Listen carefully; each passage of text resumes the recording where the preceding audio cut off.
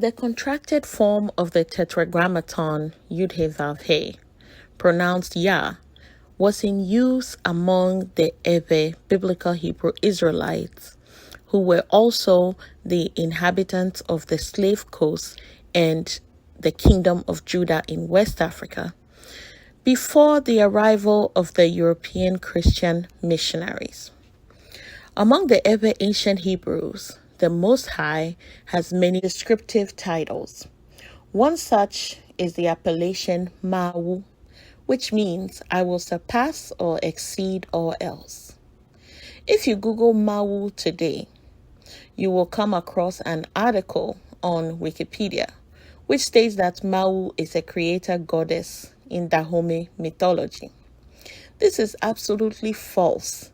The article makes these claims without a single thread of evidence. I question the author and frankly wonder if they are Dahomean or Ewe or even African at all. Although the Ewes are from the old kingdoms of Alada and Wida before the two were invaded by Dahomey in 1724 and 1725. We had a long history with the Fon people of Dahomey. Firstly, Lisa was not a creator deity. The article states that Lisa, which they attribute to being MAWU, is a creator deity. Well, Lisa was not a creator deity, as claimed by the article's author. And secondly, in the 1800s, Lisa was considered to be male. In his book entitled The Ever-Speaking People of the Slave Coast of West Africa, published in 1890, A.B. Ellis addresses this question and states that Lisa is the spirit of the sun, which presents itself as a male deity. Lisa is married to the moon, a female entity called Leti or Jinu, and their children are the stars. That is why the Ewe people call the stars children of the moon, Leti Viwo. As an Ewe language speaker, I can attest that this is accurate. It's an accurate account. By the way, are you surprised to find sun worship among the Ewes, the ancient Israelites, the ancient Hebrews? You shouldn't be, because the Ewes spent roughly 400 years in Egypt.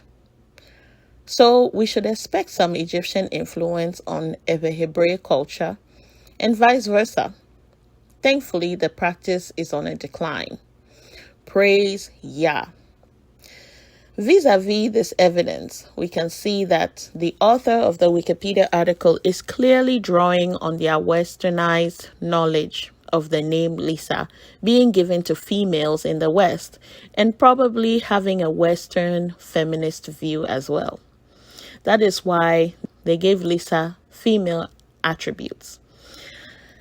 I felt that it was important that we exposed and shed light on this issue and firmly establish that MAWU is not the name of this Lisa entity, but rather that the title was borrowed by those who are fanatics of that deity.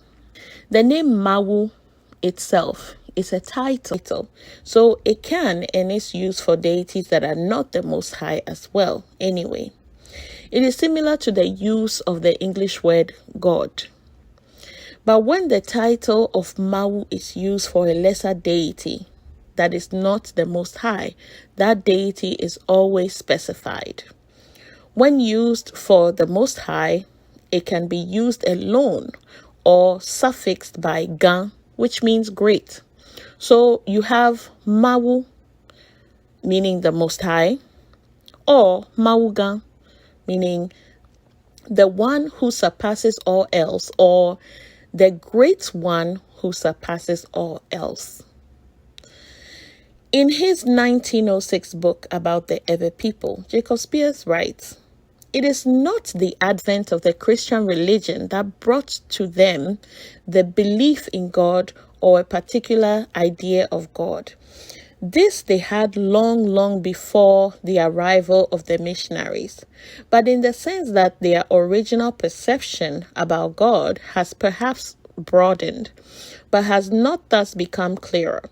Long before the Christian evangelists came to the country, the name of God, MAWU, had conquered the whole territory, inside and outside Ewe land.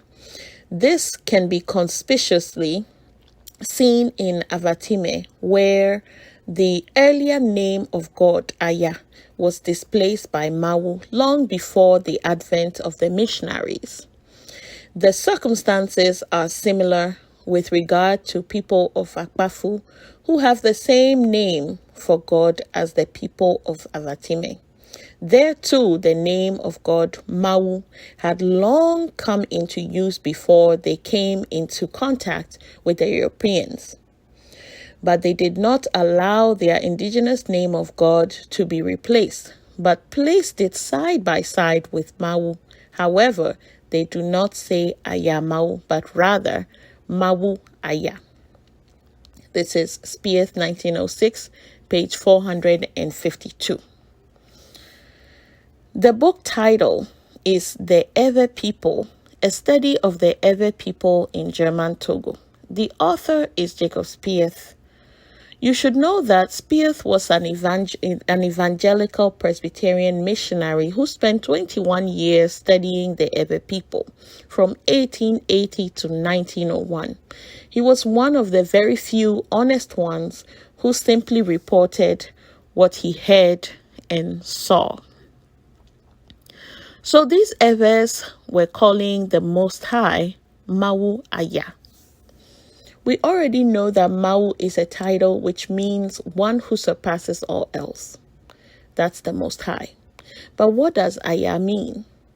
YAH is properly written and pronounced YAH. It means air and it means wind. So air or wind. It is important to know this because air is what you move when you perform the act of breathing. When you blow, it is always air that comes out of you. The Ewe, ancient Hebrew word for breathe or breath is gbogbo. And it's also the word for to blow, as well as the word for spirit or ghost. The word spirit or ghost is based on the idea that a spirit or ghost is breath or air. According to the online etymology dictionary, it is the breath of life. When we breathe, it is YAH or air that we breathe. The Most High's breath is different though. It is not the same air that you and I breathe. His breath, gbogbo, is life-giving YAH. The YAH or YAH that proceeds from him is his spirit, which gives life.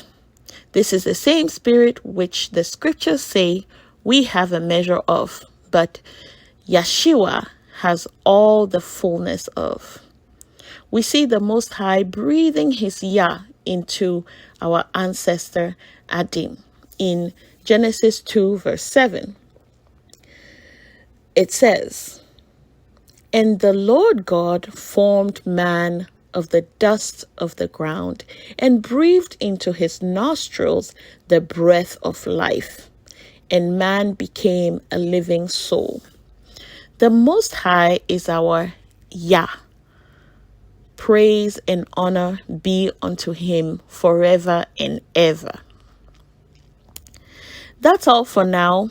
If you'd like to purchase the Ewe English Dictionary, Ewe Befiala, message me on Instagram or Facebook Messenger. I am Sarah Majanku on all those platforms.